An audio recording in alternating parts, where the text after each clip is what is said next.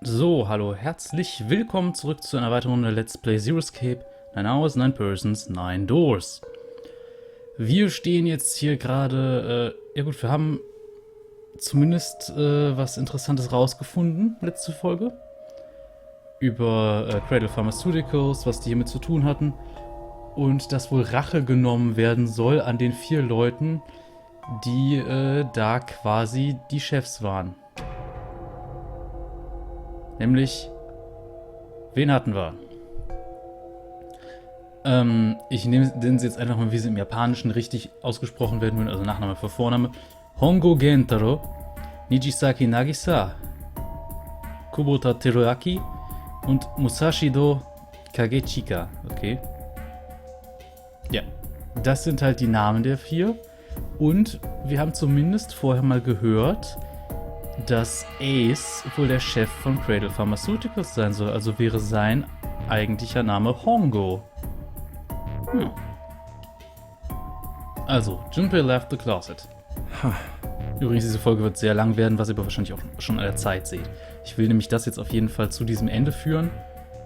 Ist natürlich noch nicht das Ende des Projekts, danach kommt noch das richtige Ende. Und da müssen wir auch noch ein paar Räume durchforsten und sowas. Das wird interessant. There were 5 people waiting for him in the bedroom. Ace, Lotus, Santa, Seven, and June. He looked at each one of them in turn, then slowly placed his hands in the pockets of his vest. Sorry, but do you think you could all come with me? Come with you? I want all of you to go to the big hospital room. Why? There's something I want to be sure of. What do you want to be sure of? I want to know if the person I suspect is really the culprit. Wait, then you're saying... Yeah, I think I've got it figured out. I know who killed Snake and Clover. The atmosphere in the room changed. Dann werdet ihr jetzt übrigens auch sehen, ob ihr bisher mit euren Theorien recht hattet, wer wen umgebracht hat und so weiter. Grief was suddenly gone, replaced by attention, like a strap of leather stretched to its limit. 5 sets of eyes stared at Junpei. He pretended not to notice. Anyway, if you could all please move to the big hospital room. I'll explain everything as soon as we get there. Then, almost as if on cue, the bell began to ring. They all heard it. It was the bell from the clock in the main staircase.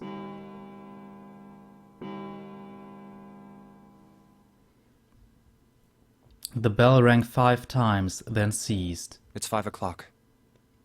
We've only got an hour left. We don't have a lot of time left. Let's go. Slowly, one by one, they followed Junpei out of the bedroom.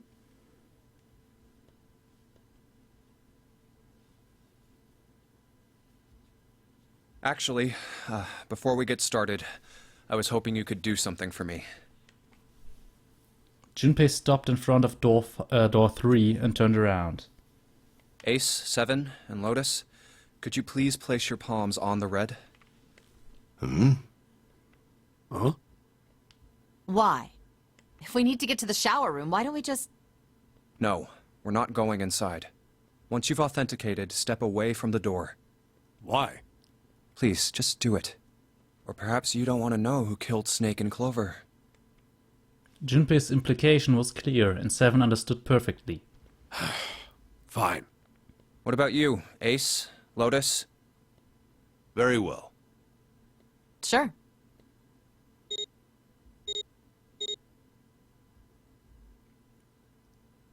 Also 1, 7 und 8. Ich rechne mal kurz.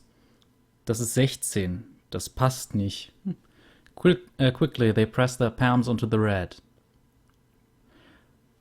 Once they had finished, they stepped away from the door as Junpei had instructed. 3 asterisks shone from the red's display panel. I have this idea. I don't think this device responds to a hand placed on it. It instead reacts to a bracelet being brought close. You don't actually need a hand. Junpei approached it and held his bracelet over the scanner. He made it quite sure he didn't place his palm on it, and instead only brought his bracelet near it.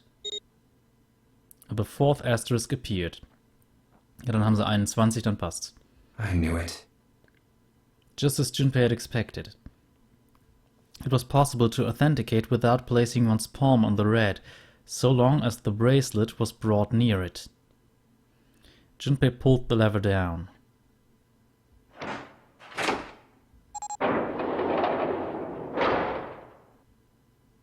Door 3 opened like a hungry mouth. 9 long seconds passed. And the door shut, unfed. Junpei walked slowly back to the others, who were waiting some distance from the door, talking to one another. Santa and June had joined them as well. Huh? It looked as though they hadn't found a chance to break into the conversation yet. As Junpei approached, they turned to look at him, curiosity plain on their faces. Before long, the other 3 did as well. What was that about? How should I know? Clearly, they were all expecting some answers. Thanks. I appreciate your cooperation. Clearly, they had hoped for something more forthcoming. He continued. By the way, Ace, would you mind if I asked you something? What is it? Do you know who I am? What? What kind of question? Just answer it, please. Who am I? You're Junpei, of course. Who else would you be? Unfortunately, that's the wrong answer. Actually, I'm Santa. What? Das ergibt jetzt echt wenig Sinn. Ace's voice was full of surprise, but it was also tinged with confusion and fear. Everyone else looked nearly as surprised. Santa looked especially shocked to discover he was actually someone else. If he spoke, however, the trap would be exposed. Junpei quickly continued. The clothes I'm wearing, I borrowed from Junpei. And the clothes he's wearing are mine. We had a little swap. That's ridiculous. Impossible. So, you're saying I'm not Santa? Of course you aren't. Why? What makes you so sure I'm not Santa? If you were Santa, then door 3 wouldn't have opened for us just now. 1 plus 7 plus 8 plus 3 equals 19. 1 plus 9 would be 10. The digital route would be 1. But the 4 of us just opened door 3. You can't possibly be Santa. Your bracelet number isn't 3. It's 5, right?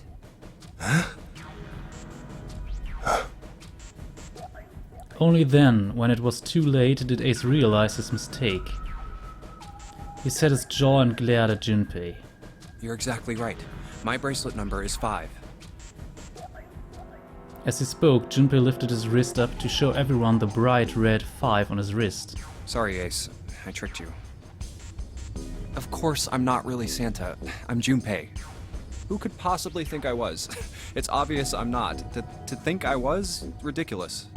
But I guess you couldn't see just how obvious it was. I asked you before, didn't I? What makes you so sure I'm not Santa? And you answered.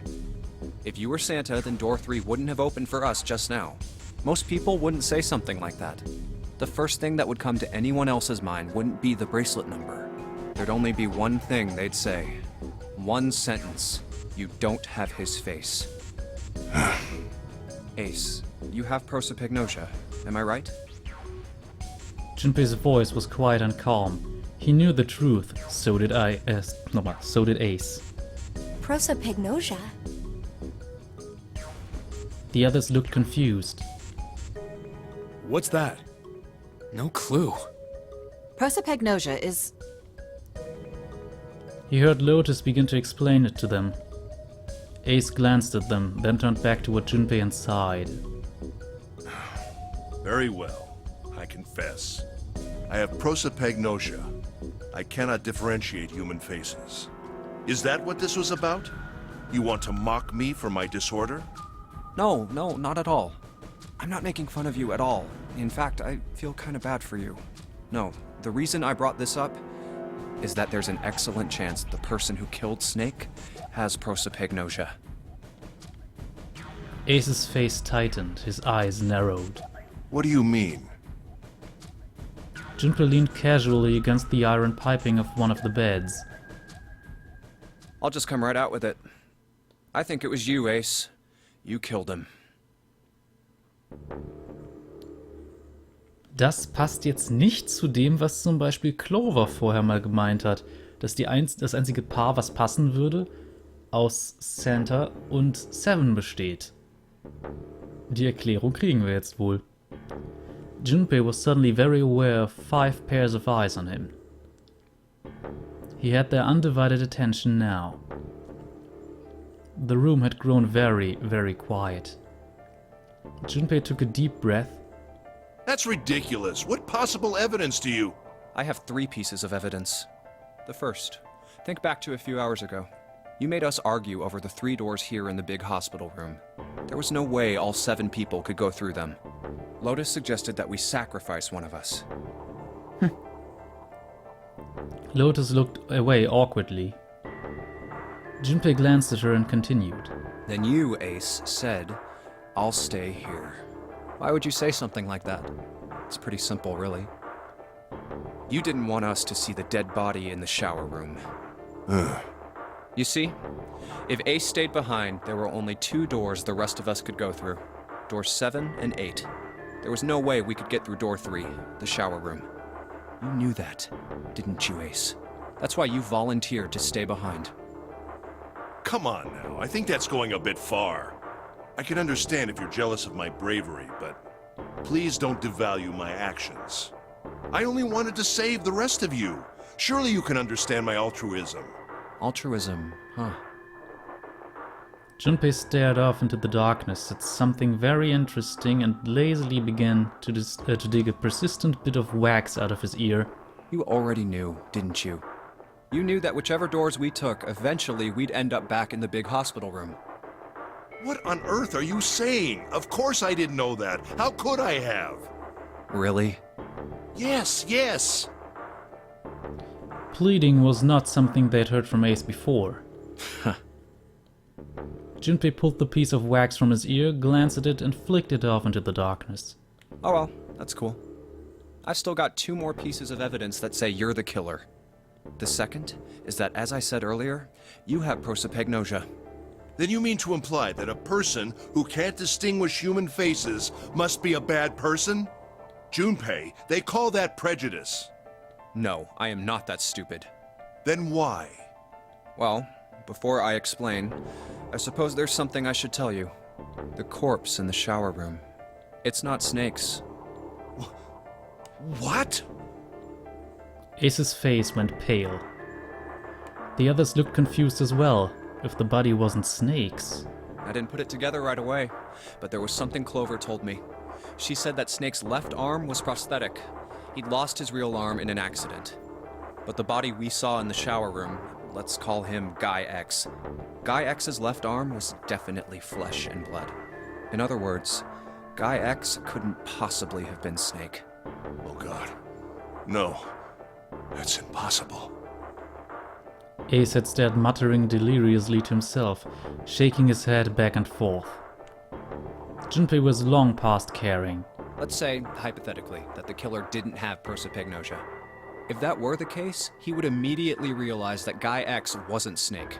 Even if the clothes were the same as Snake's, their faces would be completely different. It would have been obvious they were different people. And yet, they still killed him. Why? Why would they kill a stranger who'd only just shown up? On the other hand, if the killer did have prosopagnosia, it makes sense. They thought Guy X was Snake and killed him. Wait just a moment. Let's say you're right, and I mistook Guy X for Snake. Even if I did, I would have had no motive to kill him. Why would I want to kill Snake? I can think of at least 2 motives. 1, Snake knew about your past. If he ever revealed what he knew, that would have been really bad for you. You really didn't want that to happen. So to make sure Snake's mouth stayed shut, you killed him. 2, Snake had a grudge against you. You knew that, or at least you could have easily assumed he did. Even without exposing your identity, he was a threat to you. You never knew when you might be attacked. You couldn't ever let your guard down. Every moment was a moment he might try something. You didn't want that kind of danger hanging over you, so you... Hey, hold on a minute. For the first time since the beginning of Junpei's explanation, someone besides Ace spoke. What's the past that Ace wouldn't want us to know? Why did Snake have a grudge against him? Look at this. He handed Santa a small piece of paper. What's this piece of paper? Santa squinted at the paper and began to read. The nonary game was played once before 9 years ago. The person with the number 2 bracelet attended the game 9 years ago. It was planned by the following 4 people. Cradle Pharmaceuticals CEO Gentaro Hongo. What is this? Slowly, Santa looked up from the paper. His eyes met Junpei's. It's the message from Zero. It was in the safe in the first class cabin. Then suddenly, Give me a break! Ace's face was red and shaking, and his voice was full of fury tinged with desperation. That paper is a lie! Someone is trying to frame me! Me. You said me, right? Junpei's eyes narrowed and the trap began to close. Ace inhaled sharply. His eyes flicked off of Junpei to something, anything else. Wouldn't that mean you're admitting you're Hongo, the CEO of Cradle Pharmaceuticals? Or am I mistaken? It was as though a switch had been flipped. The color drained from Ace's face, and as he realized what he'd done, his eyes went wide. Very well. I admit that much. I am certainly the CEO of Cradle Pharmaceutical, Gentaro Hongo. So what if I am? I don't know anything about this nonary game that supposedly took place 9 years ago. Everything on that scrap of paper is bullshit. Someone is trying to set me up, you see? First of all... Ace stammered as he tried desperately to work himself to a more tenable position. Junpei, you're claiming I did this all by myself. Think that over, all right? How could I have killed Snake all by myself? Not Snake. It was Guy X. I don't care who it was. You said the killer put this other man into door 3, right? Yeah, maybe. Then I couldn't have possibly done that alone. I couldn't have opened door 3 with only myself and Guy X. Nope. You could have. Huh? What? Ace's face was tight and his teeth were clenched. Junpei fixed him with a level stare. The trap was about to close. Actually, Ace, when you were unconscious, I took something from you. Remember when you were injected with that anesthetic and fell asleep in the big hospital room? Yeah, back then, I took this. Junpei put his hand into his pocket. No! You couldn't have! Ace's right hand moved. Junpei smiled. I got you, Ace. Your right hand there tells me all I needed to know. You want to tell me what you were so worried about? What's in your pocket? It's the number 9 bracelet, isn't it? Ace, Guy X, and the 9th man's bracelet. That was all you needed to open door 3. 1 plus 2 plus 9 is 12. 1 plus 2 is 3. That's how you killed Guy X all by yourself, Ace. All you needed was the number 9 bracelet in your chest pocket. Ace lowered his hand from where it had stopped, halfway to his pocket. He looked down at the floor, his face hidden from Junpei. All he could see was the corner of Ace's mouth twitching like a dying fish. If you want to play innocent, that's fine by me. Go ahead, tell me. I don't have the bracelet, if that's what you want to do. But if you could take off your coat and hand it to me, I'd really appreciate it. Otherwise, we'll have to take it from you by force. Right, Seven? Yeah, it'd be my pleasure. Seven cracked his knuckles with a sound like gunfire.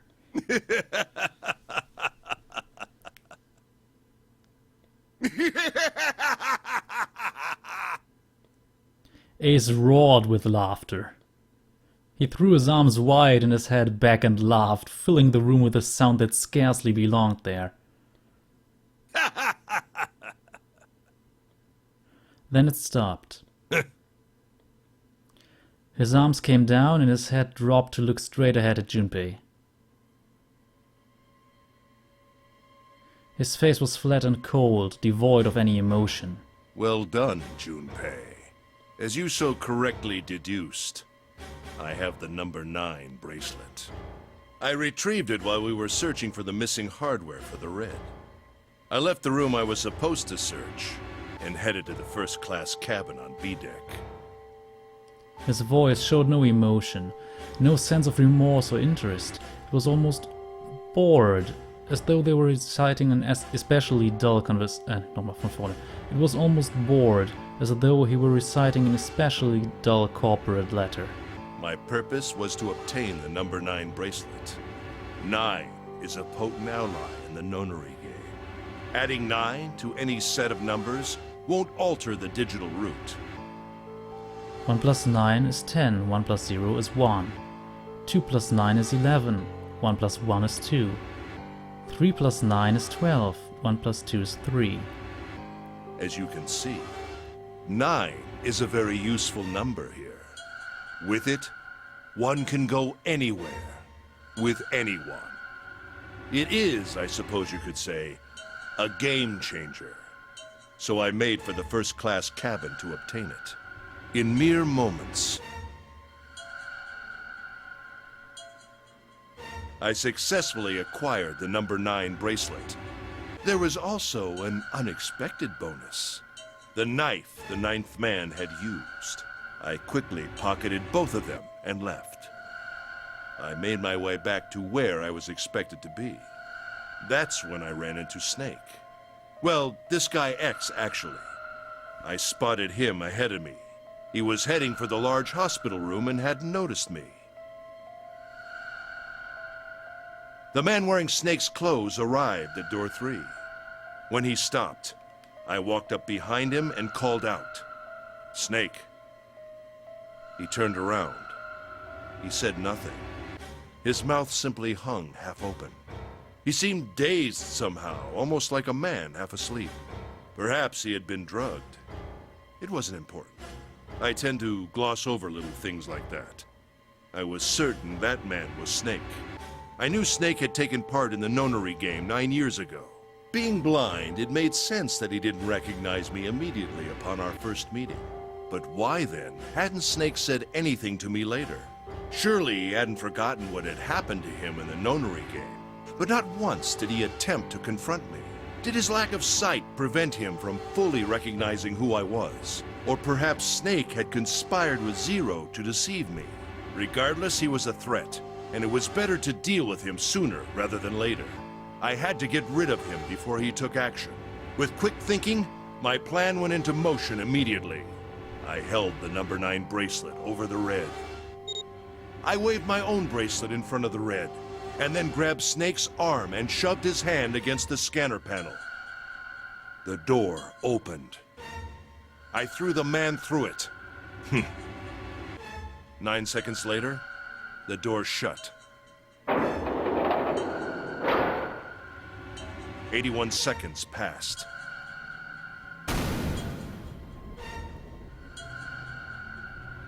The man inside the door passed away.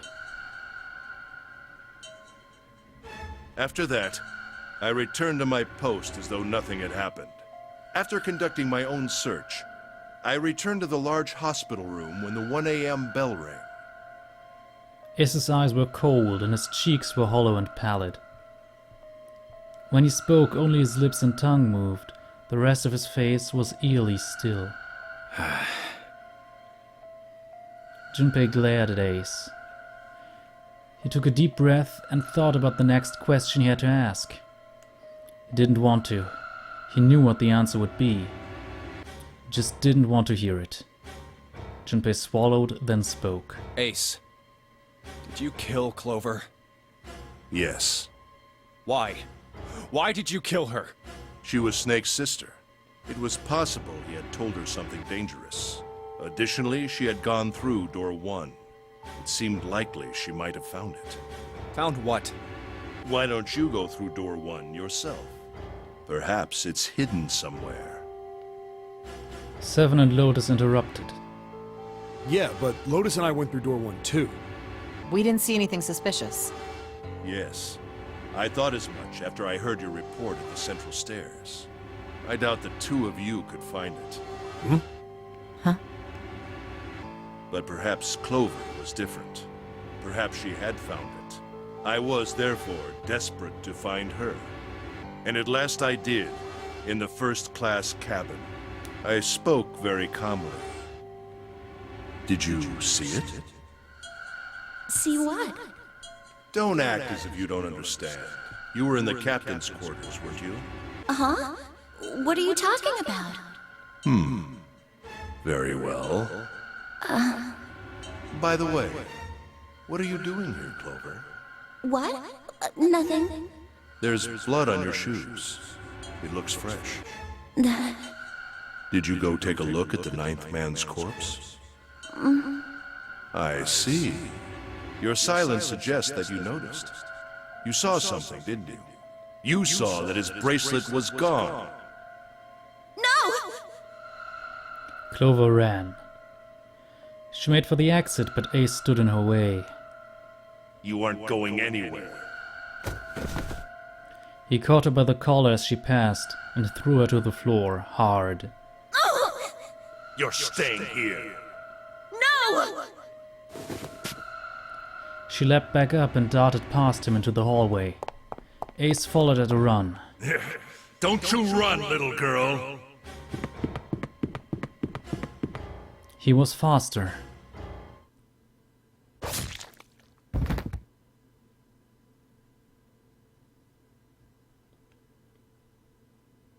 That was how I killed Clover.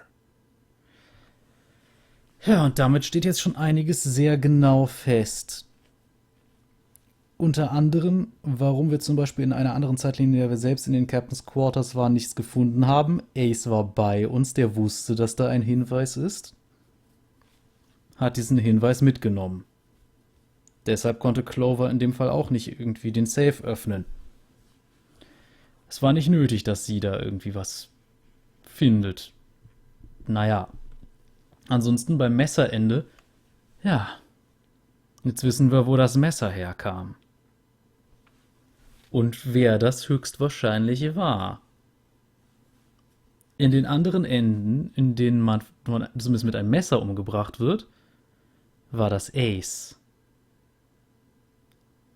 Und ich finde, er hat das bis zu dem Zeitpunkt ganz gut verschleiert.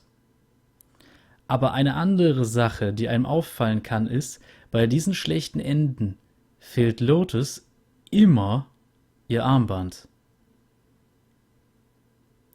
Wer kann mit Lotus Armband am meisten anfangen? Ace. 1 plus 8 ergibt 9. Um durch die 9. Tür zu kommen, er hat die Nummer 9 schon als, also quasi mit dem vom 9. Mann. Seins plus Lotus sind 18, Quersumme 9. Passt ideal. Der kann damit am meisten anfangen, die anderen sind für ihn nicht nötig. Und in einem Ende zum Beispiel lockt er Lotus erstmal weg, bevor Clover einen dann umbringt. Was er damit Lotus macht, ist wohl relativ offensichtlich.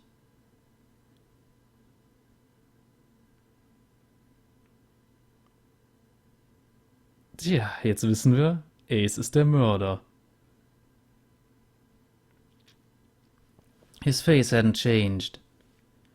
If he felt guilt or remorse or anything one might feel after taking the life of another human being, it didn't show.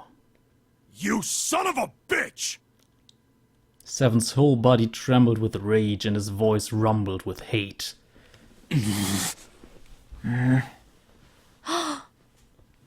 Santa's eyes were bloodthirsty and Lotus and June's faces were distorted by anger and hatred. Ace looked at them and smiled. It was a cold, cruel thing with no humor in it. He shook his head and sighed. I admit it. I've lost. I have lost. Completely and utterly. Don't misunderstand, Junpei. I didn't lose to you. I lost to Zero. Not you. I'm rather disgusted with myself for falling into such a simple trap. Damit müsste jetzt auch eine Sache klar sein. Ace ist nicht Zero. Das war ja im Grunde auch schon durch diesen Text klar. Der Mörder, der also die Leute umgebracht hat, war nicht Zero. Auch wenn man das eine Zeit lang vielleicht im Laufe der Story denkt. Da stellt sich die Frage, will Zero, dass Leute sterben? Naja, zumindest 4 bestimmte Leute. Aber weiter. I looked the fool. And it was a trap. Make no mistake. I was trapped and manipulated by Zero. The man I killed in the shower room, if he wasn't Snake, then I have no idea who he was. But he was wearing Snake's clothes, and that was no coincidence. He had also been injected with something that reduced his cognition and prevented him from identifying himself or resisting me. And we can't forget the components that were removed from the red before we arrived. I have no doubt that Zero planned all of this. Zero made sure I would kill that man. It follows, of course, that Zero knew everything I would do. That I would try to take the number 9 bracelet. That I would try to kill Snake. Everything. Suddenly, Junpei remembered the paper he'd found in the safe. He remembered the last 2 words Zero had written on it. I must punish them for the innocent lives they sacrificed. This is the only warning they will receive. That innocent souls might be saved, I now state the truth. Zero. And remembered other words he'd heard from Clover. I think Zero is one of us. Huh? One by one, Junpei looked at the other 5 people standing in front of him. Ace, Santa, June, Seven, Lotus. Zero is one of us? Stellt sich jetzt die Frage, wer?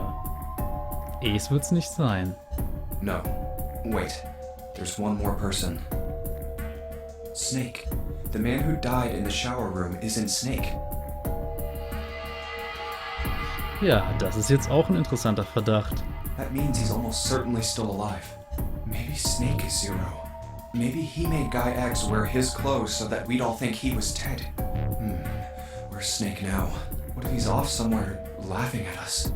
If he is Zero, he must have been lying to us about everything else. Is he watching us? Ihr könnt mal in die Kommentare schreiben, ist Snake Zero? Well, I believe I've finished with my confession. Why don't we get moving? He sounded as if he'd just finished doing nothing more exciting than describing the weather. Oh, the weather. Weather ist auch ein Scheißwort. For Santa, it was the last straw. What the hell is this shit? You aren't going anywhere, you son of a bitch! We're gonna leave your ass here to rot! Why? Because I killed Clover? Entschuldigung, ich habe da jetzt aus Versehen ein bisschen zu schnell weggedrückt. That's ridiculous. Why are you so upset that I killed the little bitch? She was nothing to you. A stranger you only met a few hours ago. Am I wrong? You bastard! Seven roared and lifted a fist that would likely have shattered Ace's jaw. But someone else was faster. It was Lotus. She stepped toward Ace, raised a fist of her own, and drove it straight into his nose. Blindsiding me with a punch, huh? You've got some fire, don't you? I confess, I rather like a tough woman. He sniffed and wiped a small trickle of blood from his nose with a raised eyebrow. Well, maybe you'd like another one then. Before that, let me give you one of my own. Huh? Lotus scarcely had time to blink. Ace snaked his arms around her and pulled Lotus's bag up against him. In the same motion, he reached into his coat pocket. It was a gun. The revolver. Almost lazily, he tilted it to point at Lotus's head. Eine ähnliche Situation hatten wir doch schon mal. Aber ja, in dieser Zeitlinie waren wir mit Ace in diesem Raum. Also im Cargo Room. If any of you so much as blink, I won't hesitate to pull this trigger. I've already killed 3 people. Don't think I'm not ready to make it 4. 3 people? What do you mean? Very well. Let me take this opportunity to illuminate you. The person who killed the 9th man was me. Although I suppose to be more accurate, I encouraged him to get himself killed. While we were examining the main staircase, he came to me and told me his name. I recognized it at once, so I gave him a little push. Just a little white lie. It seems the settings for the dead were altered. Now it only requires a single person to deactivate the detonator in the bracelet. Investigate what's beyond door 5. We'll meet again later. And with that... Okay. Have a good one, guys. I'm going off ahead now. Well then. Why is it stopping? God damn it! You lied! Open the door, please! I'm begging you! Help me! Please get me out of here! Get me out of here! Oh my god, oh my god! There's no time left! Listen! I was lied to! He lied to me! He put me in here! It was him! He killed me! It was him! Ah!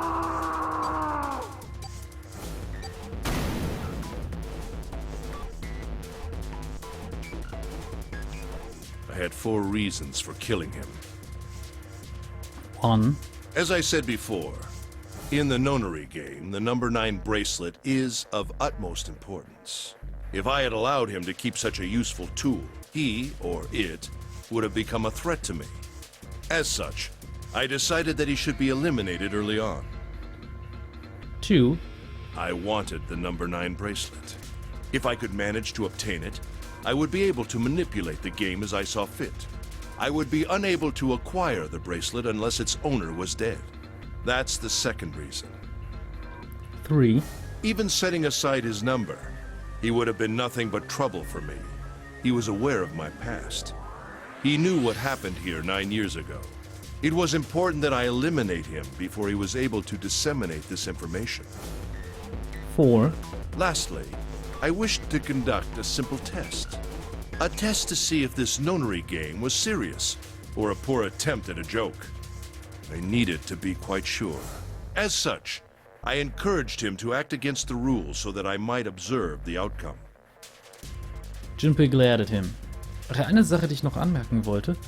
Es ist jetzt relativ offensichtlich auch, warum Ace kein Problem damit hatte, eben alles auszuplaudern, was er getan hatte, weil er hatte ja noch die Waffe in der Jacke.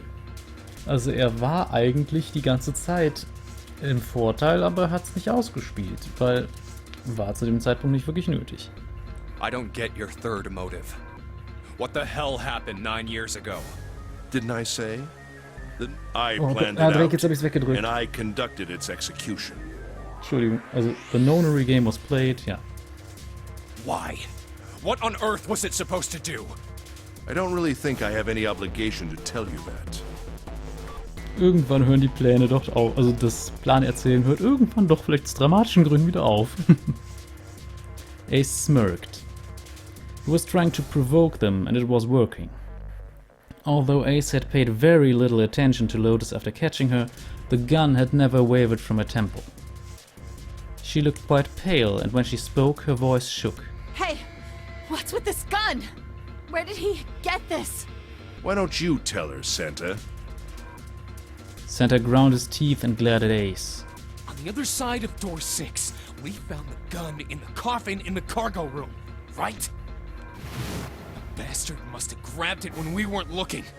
Indeed I did. That was a pretty serious mistake, you know. Just saying you intended to leave it behind.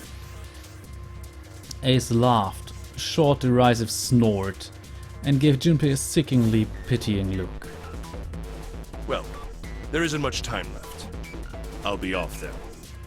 Well, where are you going? Do I really need to explain? I had assumed it would be obvious. I have the number 9 bracelet, and now I have Lotus. 9 plus 8 plus 1 equals 18. 1 plus 8 equals 9. Wasn't there a door with a 9 on it in the room that looked like a church? That's where you're going, isn't it? And how do you know that? Santa told me about it while we were looking for Clover. I see. Well, you are correct. That is my destination. But now I must say goodbye to all of you. Ah, and please, don't forget my warning. Move and I'll pull the trigger. I don't need her alive to open the door, you know. As he spoke, Ace began backing toward the door, practically dragging Lotus behind him. Shit! He's getting away! But we can't risk it. Junpei, Santa, June and 7 stood frozen. Ace had the face of a man gone mad. They had no doubt he would pull the trigger. Ace had reached the exit. Now, Lotus, open the door for me if you would. He forced Lotus to open it, then turned and addressed them once more. Goodbye. Then he stepped through the door.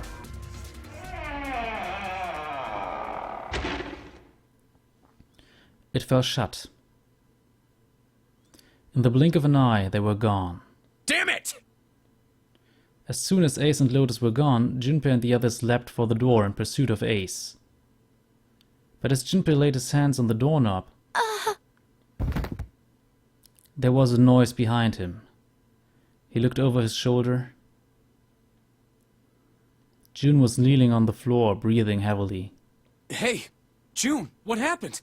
Are you alright? Santa ran to June and wrapped his arm around her before she could collapse all the way. Jesus, you're burning up. Your fever's back. Are you okay? June's fever had returned, again for no apparent reason. Her eyes were watery and her eyelids drooped. Her breath came in dry, shallow gasps. I'm okay. Really, I'm fine. You should be worrying about Lotus. She was breathing hard now, and she could barely summon the strength to walk. But... Junpei was torn. He couldn't leave June alone in the state she was in. But every moment they waited, Ace was farther away, Lotus's life in his hands. What was Junpei supposed to do? June's eyes drifted to Junpei's. She managed to muster a weak smile. Jumpy, don't worry about me. I just need a little rest. I'll be fine. Don't you remember? I just needed to rest a little bit last time. So please, please save Lotus. Think about what Ace has already done, Junpei. When he's got what he needs from Lotus, you really think he's just gonna let her walk away? Damn it. You guys go on ahead. Soon as June starts feeling better, we'll follow you. Go! Junpei looked at June. Huh? She nodded once. She couldn't manage much more. But it was all the confirmation Junpei needed. His resolve was set. All right, come on, 7. We're going after Ace. Hell yeah! Santa, you take good care of June. I'm trusting you. Got it. Santa nodded. Junpei turned before he had a chance to change his mind and started running toward the door. He could hear 7's heavy footsteps behind him. Let's go! Junpei and 7 exploded into the hallway, their feet pounding the metal floor as they ran.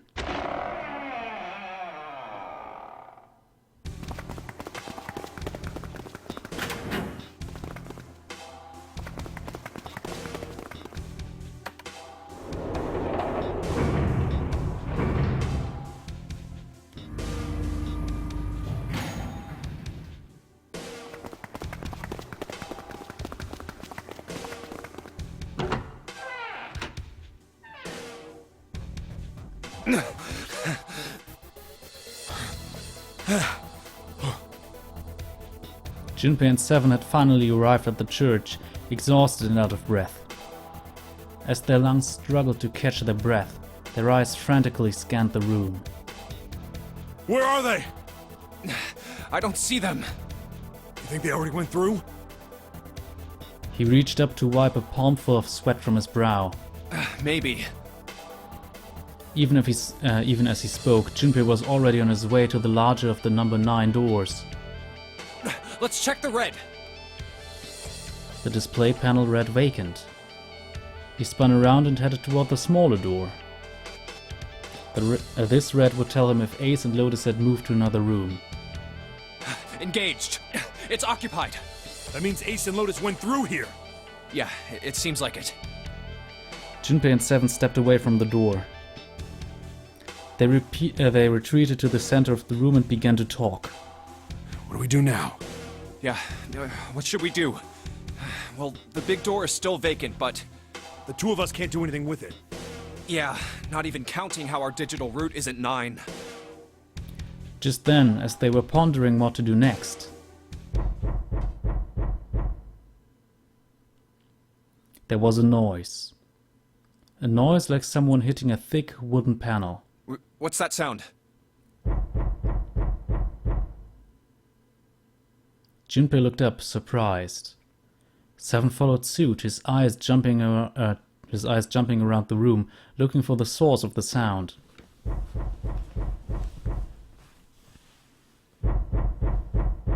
Ja, wir kennen das eigentlich schon. It's coming from over there. It wasn't long before they found the altar. Or more precisely, what was on it. The coffin. Yeah. Let's open it. How? By force! I don't think that's gonna happen. Well, you never know till you try, right? The only necessity for success is the willingness to suffer 1,000 failures. Who said that? I forget. Anyway, we've got to try. Junpei and Seven leapt at the coffin. They grabbed hold of what purchase they could find and pulled.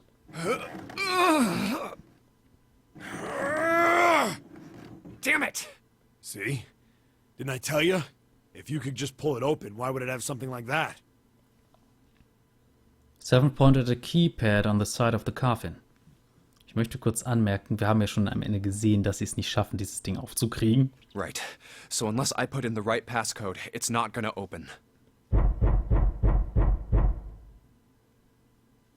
The noise hadn't stopped. In fact, as it continued, it had only gotten louder and more forceful. What were they supposed to do, Junpei wondered. Was there some sort of clue somewhere?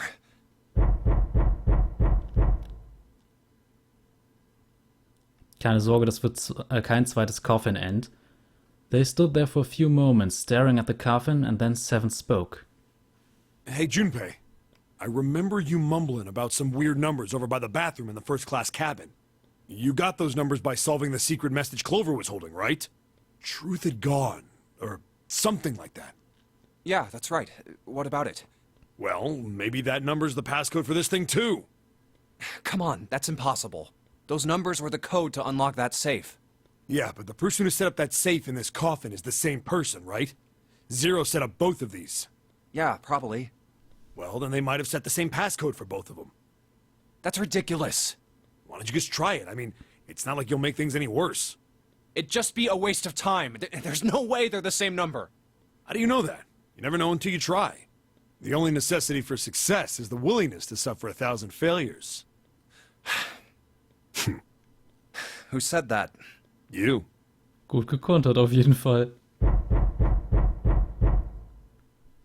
Fine. He knelt down in front of the keypad and looked at it. Perhaps because he'd repeated them so many times before, the numbers came easily to Junpei's mind. 1438 3421. Quickly he typed them in.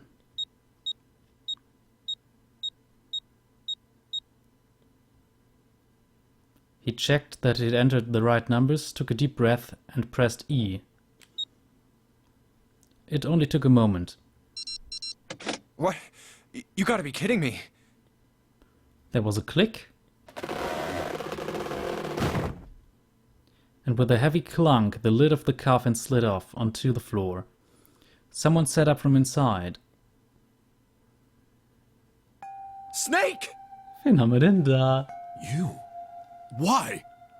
Ah, those voices. Junpei and Seven, unless I'm mistaken. Where are the others? Are they elsewhere? Of course, there was no reason Snake would have known anything about where anyone else would be. Junpei and Seven looked at one another. There was a great deal he needed to know about, but they had to tell him something, however, so they began to talk. Snake explained to them how he came to be locked in the coffin. Apparently, he'd been hit with some sort of knockout gas, and Junpei and Seven explained what had happened to the rest of them. I see. I believe I got the gist of everything. Have I been sufficiently caught up? No, there was one thing they kept from him. There was one thing, however, that neither Seven nor Junpei could bring themselves to say. That Ace had killed Clover. They feared that if Snake knew, he might well go insane. Yeah. They decided as much by a look at the moment Snake had climbed out of the coffin. But that still doesn't explain why you were trapped in here. We've still got no clue about Zero's true identity, let alone why the hell he's doing all this. Why did he put Guy X in Snake's clothes? Is all this stuff somehow related to that nonary game that was played 9 years ago? Hey, Snake, do you know anything? Junpei put the question to Snake. His answer was less than illuminating. What are you talking about? I apologize, but I have no idea what you're saying. It seemed as though Snake was, perhaps not being entirely honest, but that knowledge did Junpei and Seven little good. Oh, come on, just tell us if you know. I don't know what to tell you. How can I know something I don't? No matter how many times they asked, he insisted that he knew nothing. It was becoming clear that Snake wouldn't give in, and every second they spent asking him was a second wasted. This is bad. We're running out of time. We need to go after Ace. However, they stood in silence, the overpowering atmosphere of the chapel almost stifling. Junpei, Seven, and Snake simply stood, at a loss for what they should do next. What do we do now? He glanced over at Snake's wrist. Sure enough, he could see the 2 on the bracelet on Snake's wrist. The 3 of us can't make a digital root of 9. Yeah, we just get 5. We're stuck here then. Oh, hey, I just remembered something. Seven began patting his pockets, as if he were checking to see if any of them held anything. What? What is it? I found something earlier. What did you find? This. He'd finally found the pocket he wanted and his hand dove into it. Seven pulled out something round and metal. A bracelet. There was no mistaking the number glowing at them from the face like a cartoon. From the face like a cartoon eye. Zero. Zero's bracelet. What did you say? Are you saying that 7 has the number 0 bracelet? Yeah. Where did you get that? Snake's question was innocent enough, but if he learned the truth... If he'd been able to see, he would have noticed 7 look away. Clover gave it to me. She did? Yeah. How did she come by it? Well, she found it. See, on the other side of door 1, A deck, the captain's quarters. She asked me to hold on to it because it was too big and bulky for her to be lugging around. He's lying. Junpei could tell right away that 7 wasn't telling the truth. He even told us earlier. I haven't actually looked at it yet. Didn't want to disturb the crime scene, you know? Well, I did borrow one thing. He probably said that so Snake doesn't find out about Clover. All right, Junpei. Been nice knowing you. Wait, what? 7 plus 2 plus 0 is 9. Come on, man, I'm just kidding. Still, just in case, I want to make sure the 0 bracelet gets picked up by the red. Snake, give me a hand, all right? Without waiting for a response, he started walking toward the door. Junpei and Snake followed him quietly. Before long, they found themselves in front of the larger of the two doors. Seven and Snake put their palms on the red. Once they'd done that, Seven put the number 0 bracelet on the scanner panel as well. A third asterisk appeared on the screen. 7 plus 2 plus 0 equals 9. Now they just needed to pull the lever and the door would open. Huh? Why isn't it opening? Well, the third asterisk lit up, so it must have registered the 0 bracelet. Maybe it isn't actually 0. Huh? What?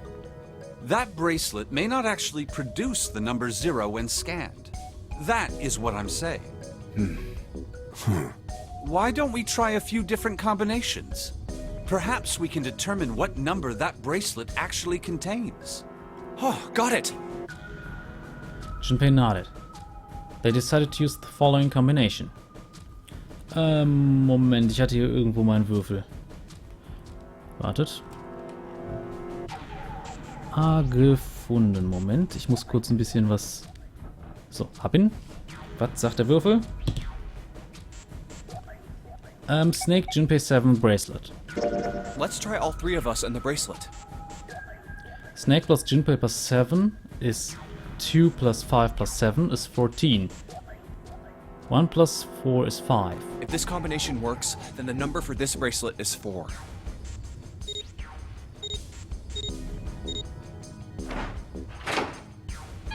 Merp. It didn't open. Then this bracelet is not 4. Then... Junpei continued. They decided to use the following combination.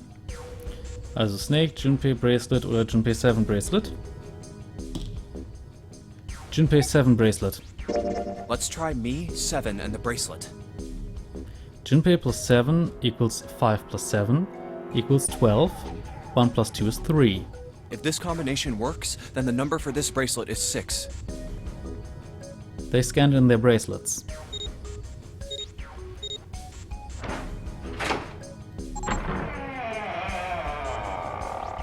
Hat funktioniert. It opened. Yes, so it would seem. 7 clearly hadn't thought their experimentation would produce anything useful and looked rather confused. Snake was, as usual, calm and smug. The door slid closed. Junpei's forehead furrowed as he thought. That means the bracelet is actually 6. 5 plus 7 plus 6 equals 18. 1 plus 8 equals 9. But how is that possible? The display on the bracelet clearly shows a 0. Suddenly, from somewhere far beneath them, they heard the creak and groan of tearing metal. With it came the sound of water pouring into parts of the ship that had, until recently, been dry. Oh man, that's not good. I guess our time's just about up, huh? At any rate, we know now that the door can be opened. Let's go! But, Snake, are you sure? Yeah. You know that only Junpei and I can go through this way. You needn't worry. I have a solution to this problem. My last resort. But if now is not the time for last resorts, then when? Last? Resort?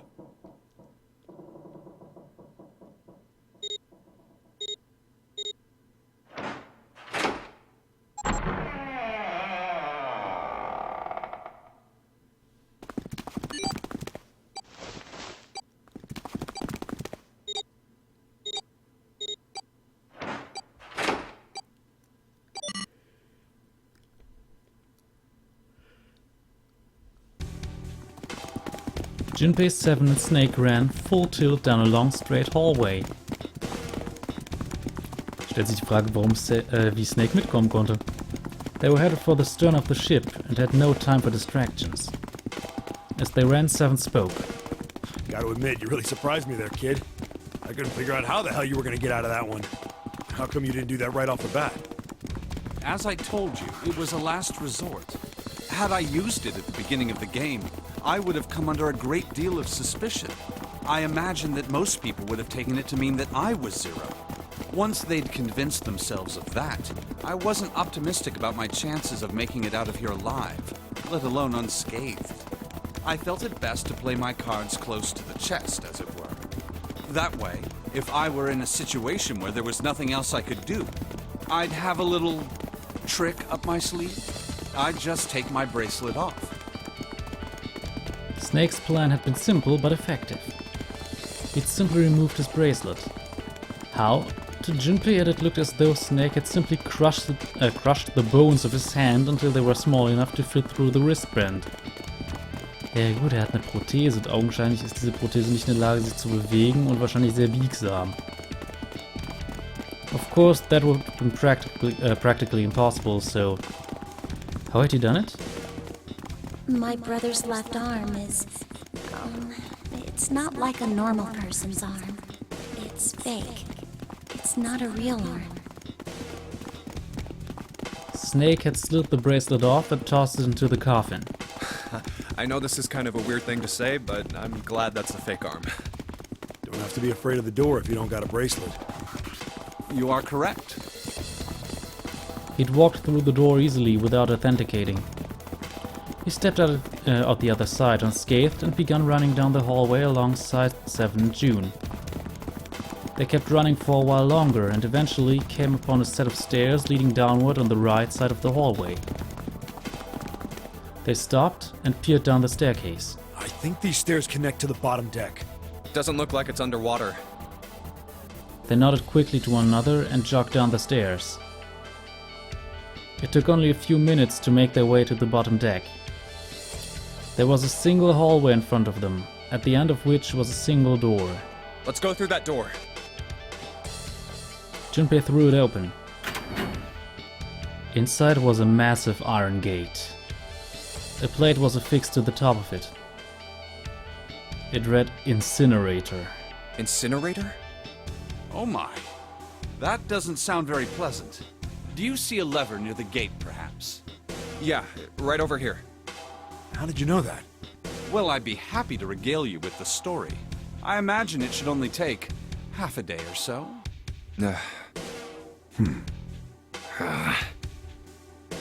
Junpei grumbled, gave Snake a dirty look, and jogged over to the lever. If you pull it, the door ought to open. Got it.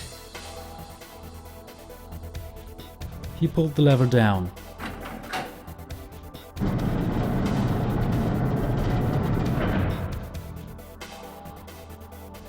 With a rumble of an ancient motor, the door opened. There was no need to hold back and no time to hesitate. They pushed their way inside. Standing in front of them were Ace and Lotus. Ace still held the revolver in his hand. It was still pressed hard against Lotus's temple. A small dark bruise had begun to form near the tip. Even from several yards away, Junpei could see that Lotus was shaking. She was terrified. But perhaps more interesting was what Junpei saw behind them. 9. Another number 9 door. What? Why? Why is there another one? The door stopped Junpei in his tracks. It simply shouldn't have been there. As his brain finally began to consider why. The whine of a warning klaxon filled the air, drowning out any thought. Warning. Warning. Emergency incineration command has been acknowledged. Automatic incineration will take place in 9 minutes. Please evacuate the incinerator immediately. Oh my, how exciting. You've run quite a show here, Zero. A terrifying smile twisted Ace's face. What's the matter? Too frightened to understand? Here, let me explain. It's said that the incineration system is about to activate. In 9 minutes, this room will be engulfed in flame. Who are you? You don't recognize me? I'm hurt. It's me, Snake. Snake? Oh yes, you are alive. I'm afraid your bizarre style had me confused. I'm quite glad to see that you're alive. Ace's voice didn't change. Snake ground his teeth. If you don't mind my asking, how did you get here? Snake, Junpei 7. The three of you couldn't have opened a door with a knife. Did you use Clover's bracelet, perhaps? What? 2 plus 5 plus 7 plus 4 is 18. 1 plus 8 is 9. Ah, well, your reaction suggests that you did not. Hold on. Why did you think we'd have Clover's bracelet? Junpei felt his chest tighten. Oh, they haven't told you? Told me what? Clearly not. Normally I would take some time and enjoy the moment. But I'm afraid my time is at a premium just now. I'll have to make this quick. Clover. Don't do it, Ace! Keep your goddamn mouth shut! Clover. I said stop it! Don't listen to him, Snake.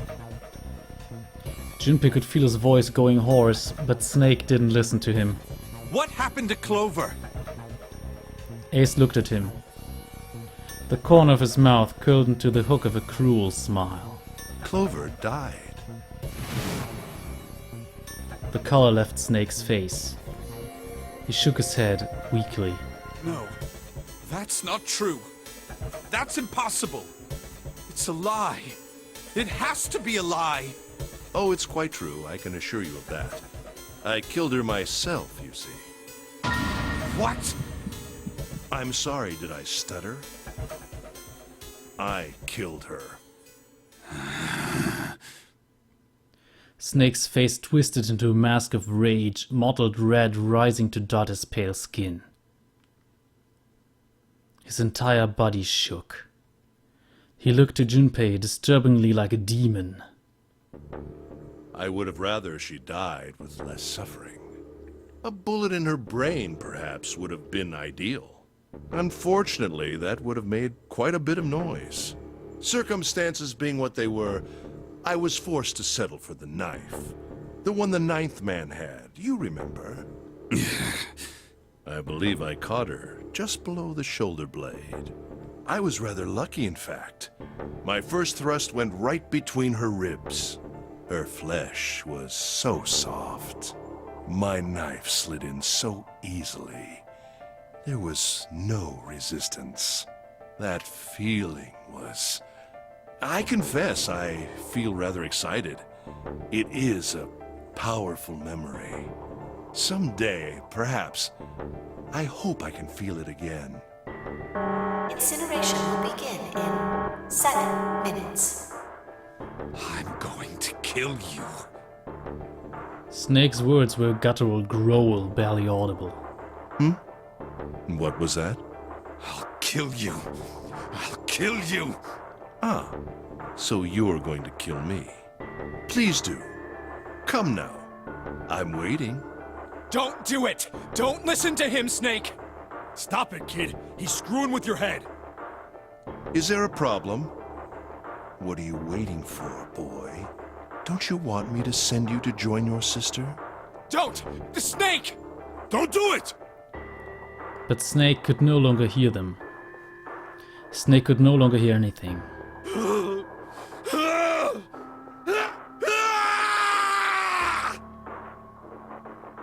Snake moved like a bolt of lightning. His scream echoed through the incineration chamber, full of rage and despair. Snake! Snake!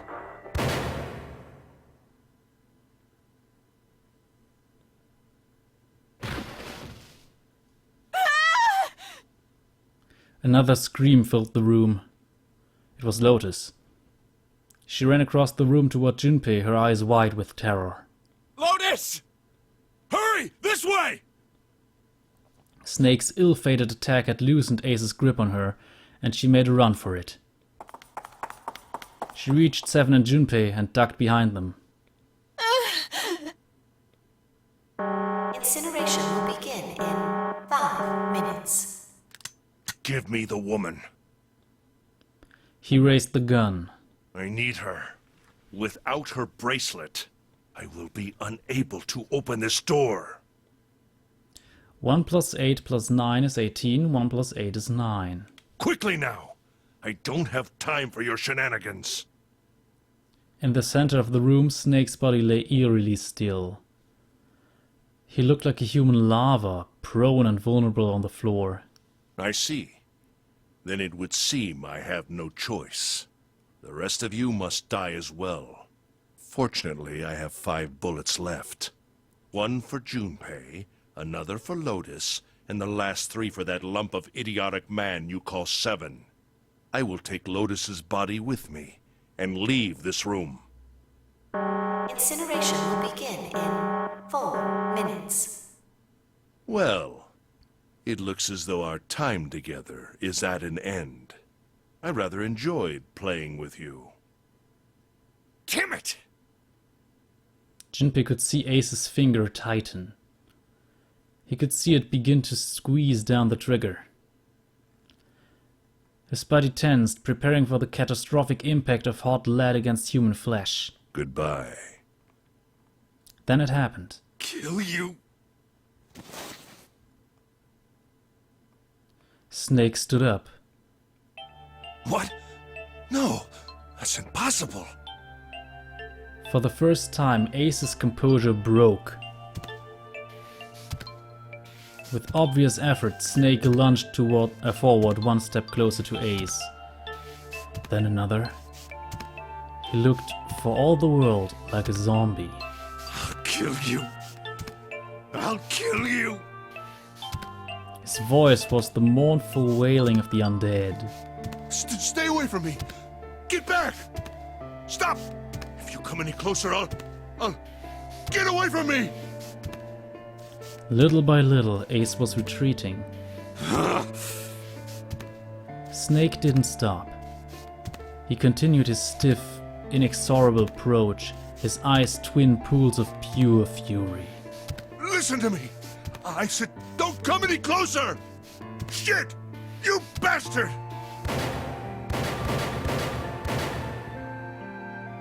Ace's revolver leapt 5 times.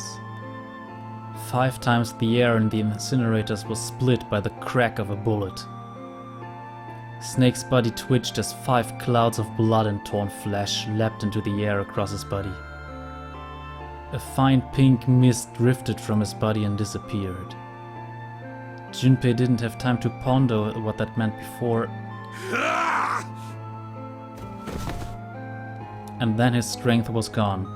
His legs crumbled and his broken and battered body slid to the floor. Incineration will begin in 3 minutes. Finally, you're... But Snake wasn't done. I'll kill you. Even as the pool of blood beneath him grew, he began to move. He half crawled, half slid toward Ace. One bloody arm wrapped itself around Ace's leg. You won't get away. And the other gripped his thigh with strength that should have been long gone. You son of a bitch!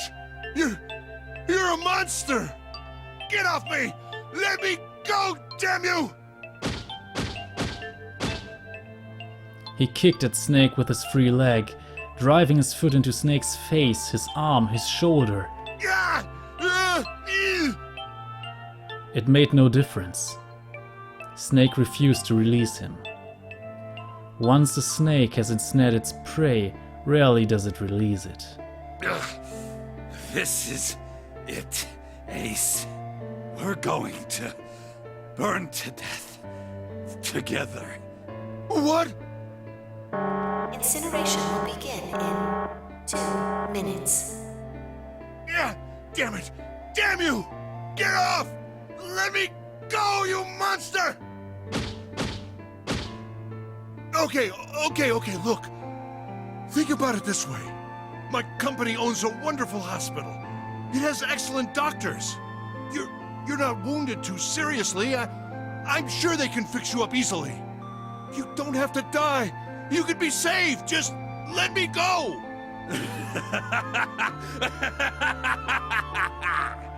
Pathetic. begging for your life. Then Seven and Lotus began to speak. Junpei could hear tears in their voices, and their words were strained. Snake, that's enough! You can stop now! Yes! He's right, Snake! You've done enough! Come on, Snake, let's go! Let's get out of here! You have to come with us! We have to leave together! Snake turned toward them. He coughed and blood splattered across the floor. Then he smiled, a sad sort of smile. I apologize, but I'm afraid I can't do that. You'd best forget about me. You need to leave soon. I'm going to take him with me. Shut up! Be quiet! I couldn't save Clover.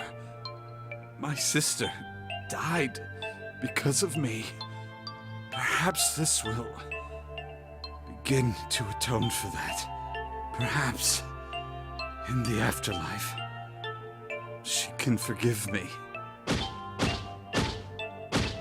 Now go. Go now. You have to go. Incineration will begin in 1 minute. God damn it! Shit! We're out of time! We gotta go! Seven ran toward the exit. Lotus followed him.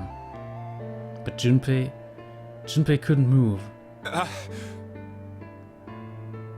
There were white lines down Snake's cheeks where his tears had washed the blood away.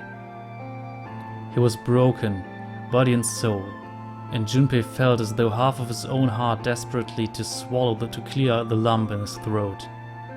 Ach, Entschuldigung, Mist, ich bin vollkommen in der Zeile verrutscht. And Junpei felt as though half of his own heart had been torn out, so ergibt es viel mehr Sinn. His eyes stung and he tried desperately to swallow to clear the lump in his throat. Junpei, what are you doing? You have to get out of here now! Junpei's chest tightened, pulled taut by anger, misery, and a cold feeling of emptiness. Pure emotion surged through his heart alongside a torrent of blood. He could feel it building, a tremendous wave growing taller and taller and taller. And then it broke, crashing down with thunderous force into his shaken, unprepared mind. Snake! Snake! Junpei's rational mind was gone. He was driven by instinct now, and he launched himself across the floor at Snake and Ace. Or he tried to. Wait! Don't be an idiot, Junpei! He felt a hand grab him from behind. It was Seven. Before he had time to react, the larger man had pinned Junpei's arms to his sides and was hauling him bodily back to the door. No! No! I have to help Snake! Snake! Snake! Get off of me! Let me go! Incineration will begin in 10 seconds.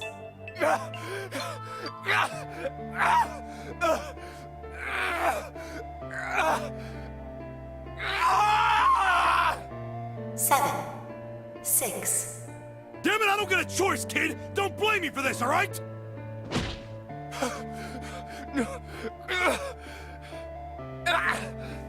5, 4, 3, 2, 1, 0.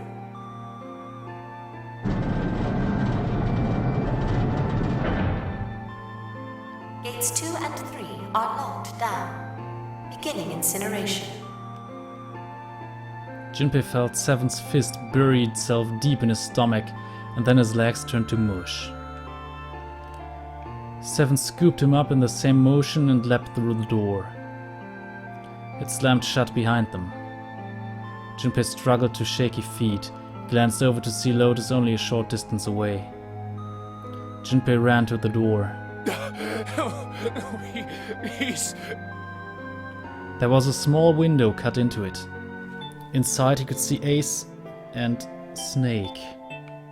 Shit! Damn you all! Why? Why?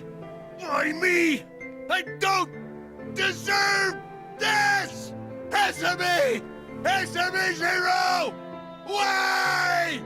Why? Zero! Zero!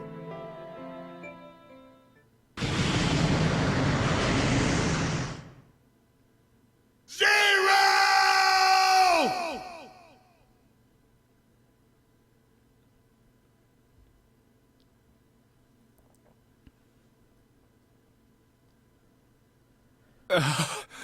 Ja, das war Ace. Und leider auch Snake. Aber noch ist es nicht vorbei, es geht noch ein bisschen weiter in dem Ende. Und ja, bei Snake würde ich mal sagen, das ist mal Geschwisterliebe. Und wenn ein Blinder schon so aus der Fassung gerät, dass er einfach bei seiner Mimik die Augen öffnet, dann ist das schon hart. He didn't know how much time passed.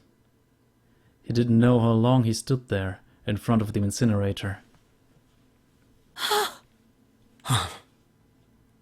He looked to the side. Lotus's face was ashen, and if not for the hand she'd put against the wall, Junpei didn't think she could have stood. Seven looked old and tired and used.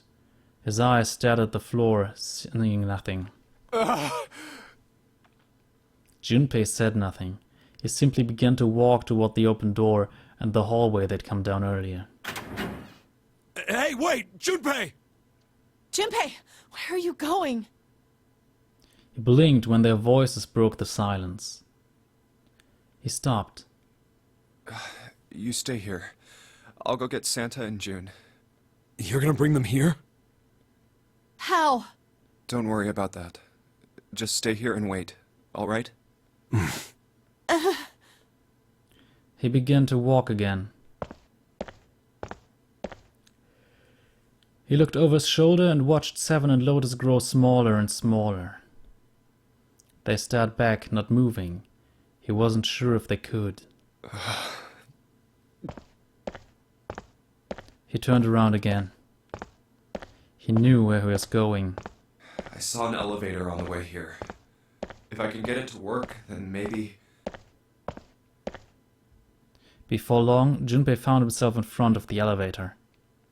Next to the door was a button with a triangle on it. Please work. He pushed it and the door opened.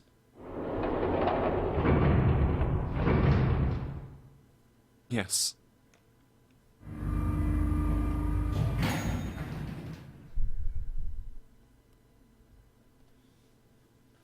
Junpei was in the large hospital room. June! Santa! He kept calling and walked to the center of the room.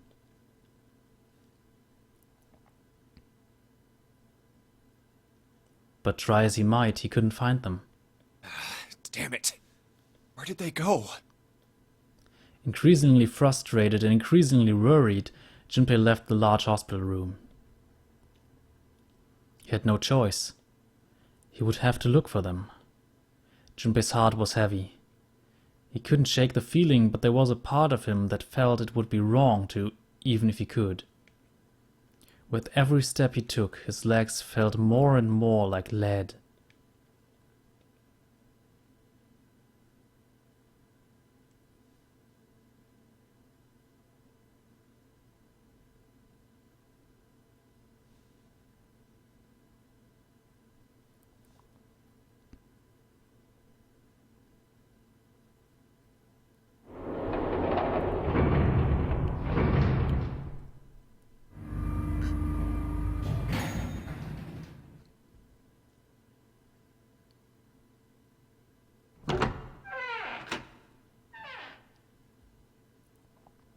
Sometime later, Junpei found himself at the chapel.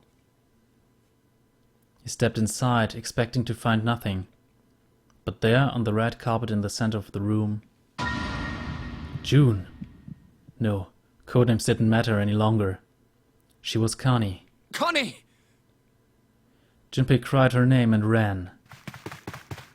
Like lightning, he ran across the room toward her. Connie! He stumbled to a stop. As he looked down at her body, lying so still on the floor, he felt the icy grip of fear upon his heart. She was still, so very still. No. It can't be. It's impossible. Slowly, Junpei bent down towards her. His hand shook, and he felt very cold and very hot at the same time. He forced himself to look. Her back was moving, slowly rose and fell. Relief washed over him. Oh, Connie! Junpei reached down and gently, very gently, lifted her up.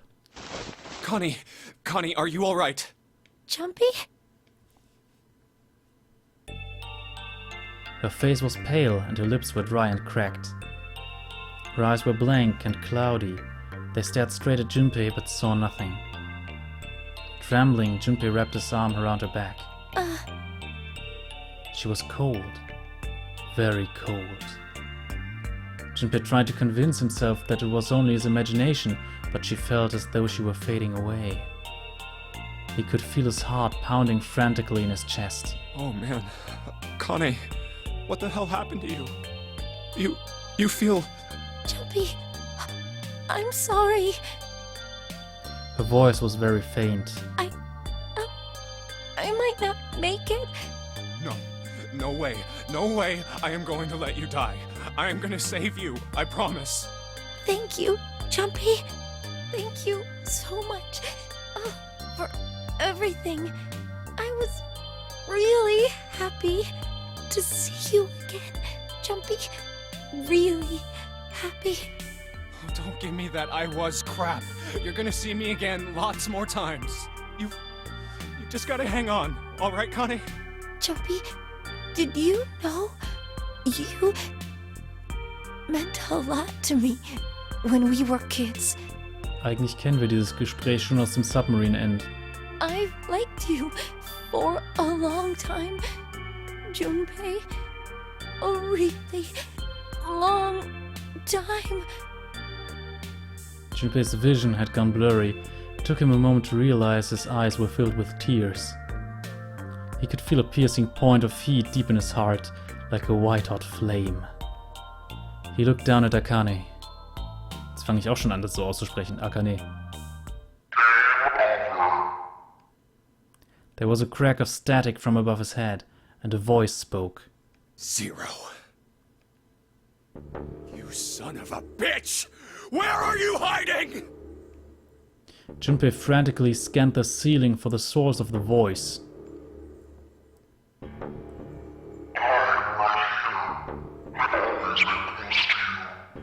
What the hell are you talking about?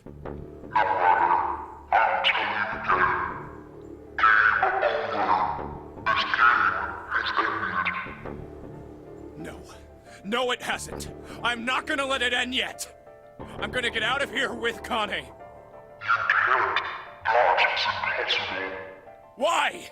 Because you chose the wrong path. The wrong path? That is correct. Your path is invariable, however. Admit defeat. Where there is shadow, there is light. Where there is the absence of light, there is no shadow. So it goes. What are you talking about? That is not. The loser has been decided. I told you! I am not gonna lose! No, you misunderstand. You have lost. I have lost. What? Junpei didn't have time to ponder what that meant before he heard the door slam shut behind him. He spun around. There was no one there. Was it Zero? Connie, wait here. I'll be right back, I promise. She managed a single nod. Junpei let her bag down gently and leapt for the door.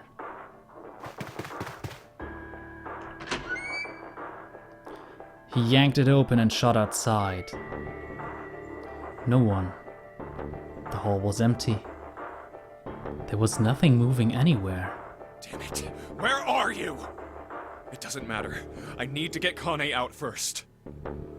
He didn't want to leave Connie alone any longer than he had to, so Junpei turned around and headed back to the chapel. Connie! She wasn't there. She wasn't anywhere. She'd been lying there on the floor just moments before. And now she was gone. Oh God! No! No! Where is she? Connie! Connie! Connie! Connie! His cry split the heavens themselves. He screamed until his voice gave out. Then he screamed some more. But there was nothing. No answer. His voice faded away, and all that remained was cold, unfeeling silence. That was when he noticed it. Huh? A strange smell, one he'd smelled before. Wait. This is...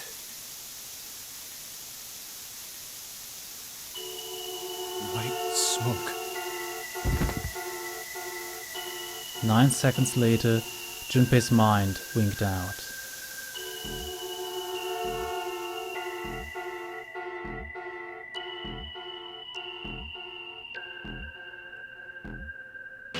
Auch wenn jetzt der Abspann kommt, nein, das ist nicht das richtige Ende. Aber ich muss sagen, ich finde dieses Ende so klasse, auf so vielen Ebenen einfach. Also, die Sache mit Snake und Ace zum Beispiel, die Szene finde ich einfach unglaublich gut. Und man kann sagen, was man will. Das Voice-Acting von der Sprecherin von Akane finde ich jetzt nicht so geil, aber Junpei und Snake, die machen, also die Synchronsprecher von denen machen einen richtig guten Job. Der von Ace ist auch nicht schlecht. Also eigentlich finde ich, ist tatsächlich die von Akane die schlechteste. Aber naja, geht nicht anders. Aber jetzt stellen sich natürlich wieder Fragen. Was hat es zu bedeuten, dass Zero verloren hat? Was soll das bedeuten? Gute Frage, oder? Und vor allem, wer ist Zero? Das steht immer noch nicht fest. Wir wissen nur, es ist nicht Ace. Ja. Was soll man dazu noch sagen? Eure Theorien dürfen gerne rein. Wir wissen nur, in den meisten Enden wurde man von Ace umgebracht, wenn es nicht gerade Clover war. Und hier, ja, wird man ohnmächtig, weil man wieder betäubt wird. Und was meinte Zero mit diesem Satz? Er war einem immer nahe. Also es war wohl tatsächlich ein Mitglied der Gruppe, aber wer? The end. Or is it?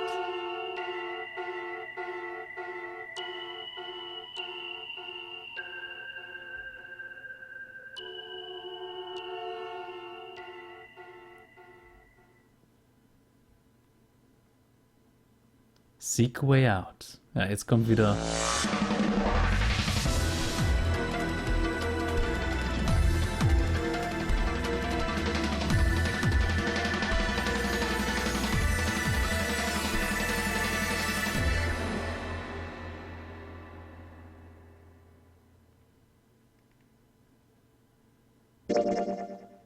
So, und das möchte ich natürlich auf jeden Fall speichern.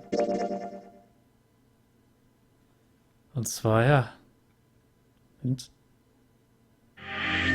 so, Save Complete.